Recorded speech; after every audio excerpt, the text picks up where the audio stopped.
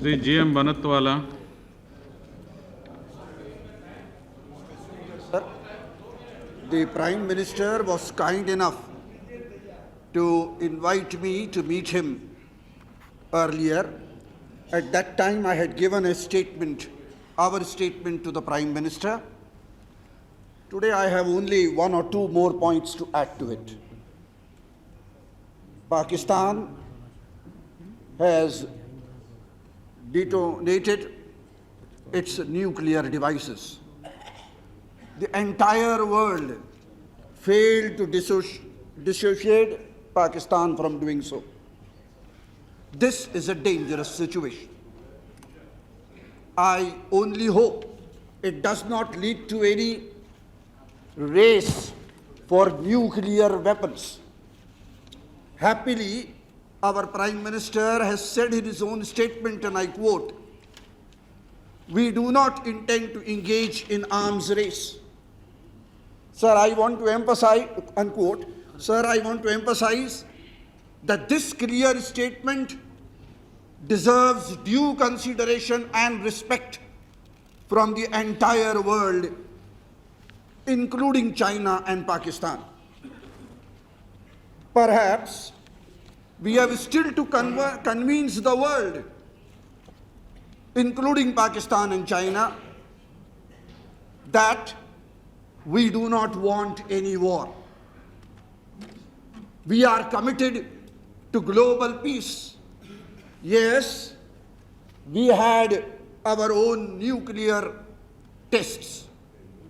We congratulate the scientists and all others for the successful completion of those tests and bringing glory to the nation. We also congratulate the government for having given the green signal to the scientists to go ahead to bring this glory to our nation. But sir, it must be understood that the goal of our nuclear policy is to be able to prevail upon the nuclear powers to correct their flawed thinking with respect to having a non-nuclear world. That remains, and that has always been the policy of the nuclear policy that we have followed. Sir, the Prime Minister has put forward several proposals for the world and even for Pakistan. Pakistan has also proposed negotiations and talks. It is for the Prime Minister to react for them. Sir, I will be failing in my duty if I do not take strong exception to and express my deep indignation at the total and utter mishandling of the post-Pokhran 2 scenario. Now, time does not permit me to go into the details with respect to them. But then it was shocking to find in the post-Pokhran scenario, the government is speaking with different voices. Somebody pointing out unnecessarily at China, somebody pointing out unnecessarily at Pakistan, when the goals of our nuclear policy, as I have stated earlier, are for a global peace through nuclear control. Sir, it was sought to politicize and even communalize the achievement through talks about temple and at Pokhran and others. I do not want to go into the details of them. There were attempts to pat on the back, have party celebrations for political exploitation of the glorious achievement of our scientists, and ignoring the contribution of the successive governments since independence. It is a fact, Pokhran 2 would not have been possible without Pokhran 1.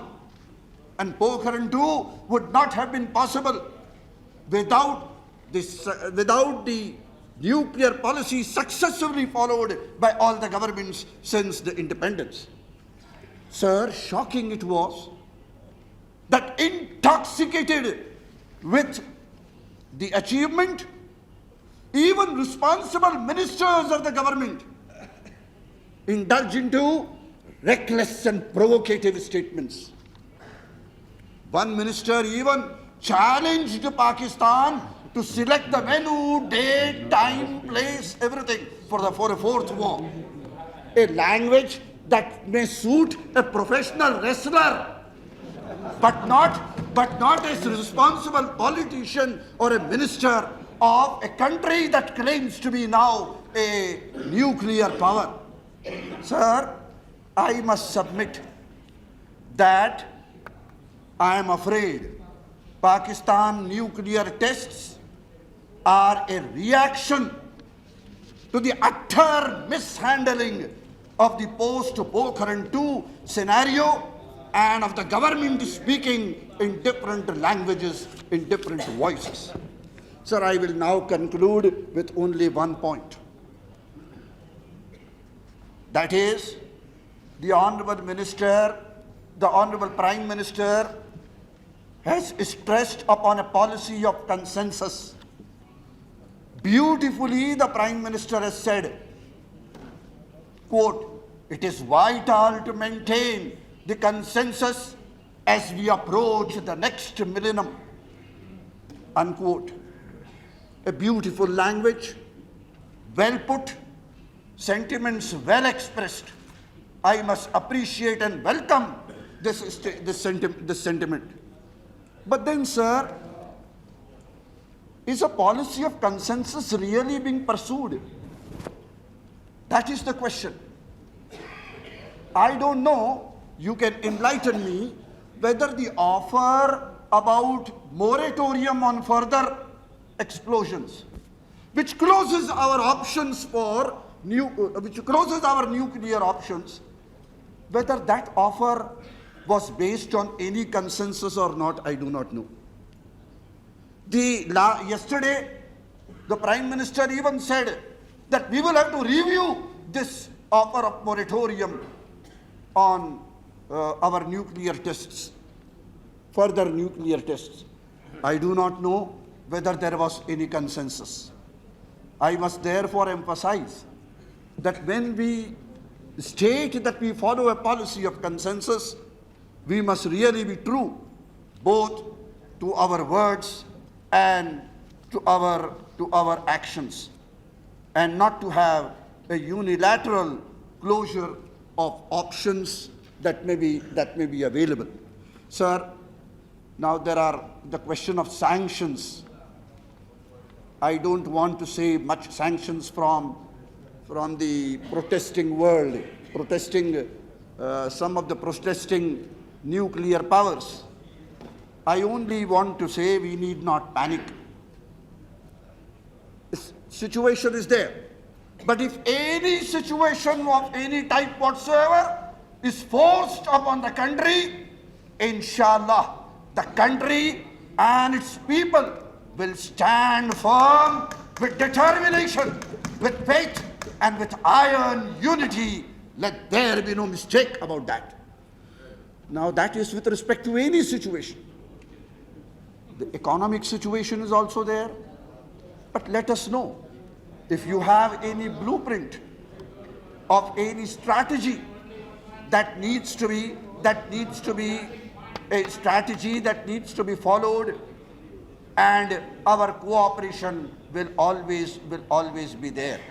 But then I conclude by saying that really a policy of consensus should be followed, and it is only through this policy that the country will be able to stand united and will be able to face any challenge that may come before us. Thank you, sir.